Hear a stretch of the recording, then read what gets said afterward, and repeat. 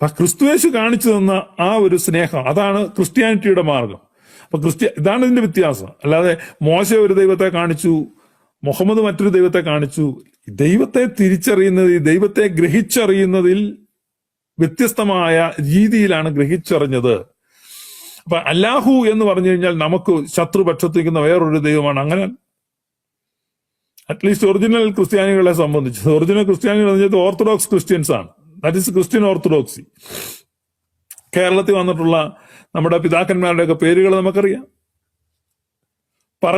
പറങ്കി കത്തോലിക്കർ കൊച്ചിക്കായലിൽ കെട്ടിത്താഴ്ത്തിയ സുറിയാനി ബിഷപ്പിന്റെ പേര് അഹത്തുള്ള എന്നാണ്.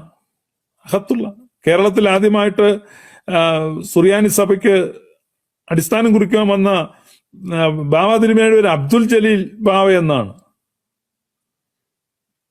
അബ്ദുള്ള പാത്രീർക്കീസ് വന്നാണ് നമ്മുടെ വടശ്ശേരി തിരുമേനിക്ക് അബ്ദുള്ള പാത്രീർക്കീസിന്റെ അടുത്ത് നിന്നാണ് പട്ടം മേടിച്ചത്. അബ്ദുൾ മെഷീഹ പാത്രീർക്കീസ് ബാവയാണ് കേരളത്തിൽ കാതോലിക്കേറ്റ് സ്ഥാപിച്ചത്. അപ്പൊ ഈ പേരുകൾ എന്ന് പറഞ്ഞു കഴിഞ്ഞാൽ അള്ളാഹു എന്നാൽ ദൈവമാണ്.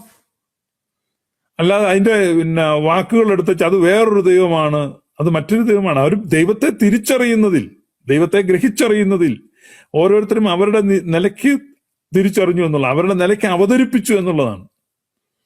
അതാണ് അതിന്റെ വ്യത്യാസം. അല്ലാതെ ഇങ്ങനെ ഉത്തരം മുട്ടിപ്പോകേണ്ട ആവശ്യമില്ല.